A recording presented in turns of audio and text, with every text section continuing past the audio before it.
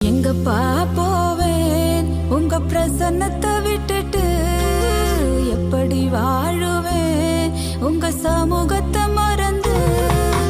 எங்கப்பா போவேன் உங்க பிரசன்னத்தை விட்டுட்டு, எப்படி